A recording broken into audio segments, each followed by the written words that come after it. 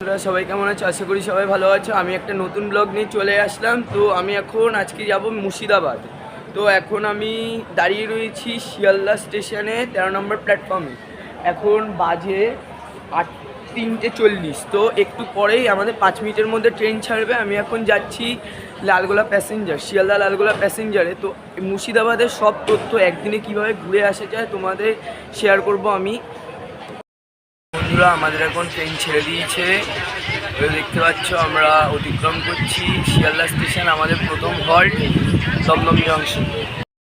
আমি এখন পৌঁছে গেছি মুর্শিদাবাদ। তো মুর্শিদাবাদের অনেকটা ব্লগ আমি করতে পারিনি, কারণ আমার শরীরটা একটু অসুস্থ হচ্ছিলো বলে। তা আমি এখন মুর্শিদাবাদ পৌঁছে গেছি। ট্রেনও লেট ছিল, ট্রেন 8:30টায় ঢোকার কথা ছিল, ঢুকেছে সেটা 9টার সময়, আধা ঘন্টা লেট ছিল ট্রেন। তারপরে আমি এসে আমার বাবা করলো টাঙা গাড়ি সেট করলো, ঠিক আছে। টাঙা গাড়ি সেট করার পরে এখন টাঙা গাড়িতে উঠে আমরা সফরে বেরাবো। দৌড়াচ্ছে ঘোড়ার স্পিডে, ঘোড়া দৌড়াচ্ছে, আওয়াজও সেরকম হচ্ছে ঘোড়ার। এখন প্রথমত আমরা যাবো বেগম ঘাট। তো বেগম ঘাটে গিয়ে দেখা হচ্ছে। আমরা বেগম ঘাটে চলে এসেছি, এখন নেমে তারপরে দেখাবো। এখানে আমরা ফ্রেশ ট্রেশ হবো, তারপরে আবার আমরা চালু করব। কাঠগোলাপের বাগানে ঢুকে গেছি। এই যে দেখো কাঠগোলাপের বাগানটা এরকম অনেকটা। কাঠগোলাপ তো নেই এখানে, শুধু তোমার আম গাছে আম গাছ, আর কিচ্ছুই না। এই শুধু আম গাছ, শুধু আম গাছ, এখানে কাঠগোলাপ নামে কিচ্ছু নেই। এখন আমরা জগৎ শেঠের বাড়ি ঢুকে গেছি।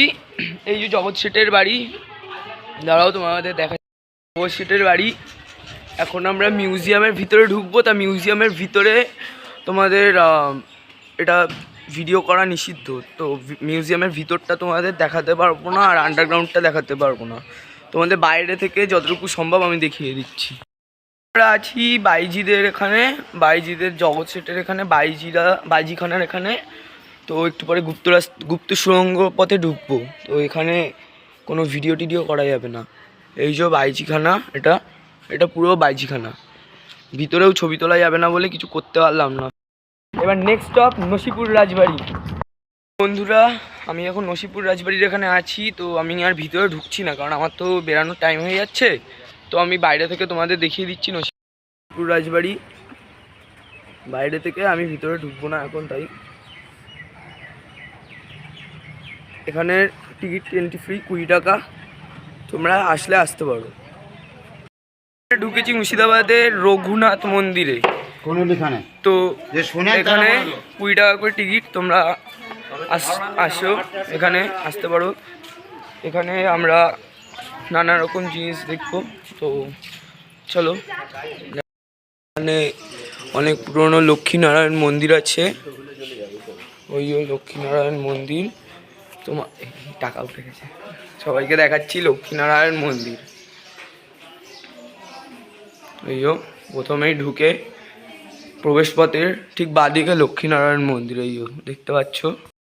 তো এখান থেকে আমরা ঢুকছি,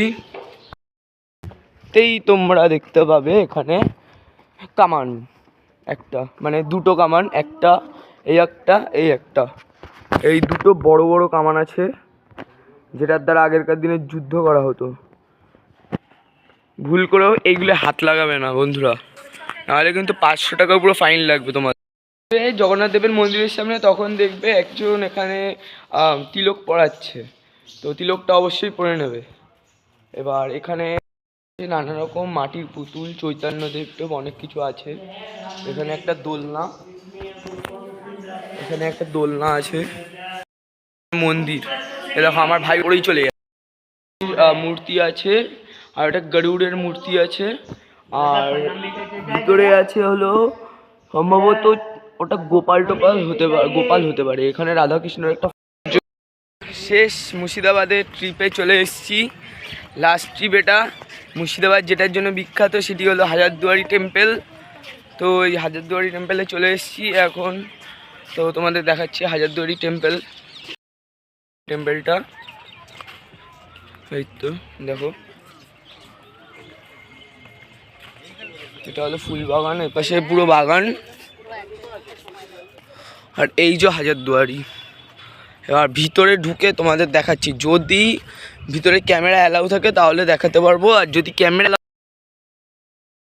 গাড়ি যেটায় করে চলাফেরা করতো সব বড় বড় লোকেরা, এটা কোনো কিছুতে ভুল করে হাত দেবে না, দূর থেকে দেখবে তোমাদের আরও ভালো, তোমাদের সতর্কতা করে দিচ্ছি। এ দেখো গাড়িটা।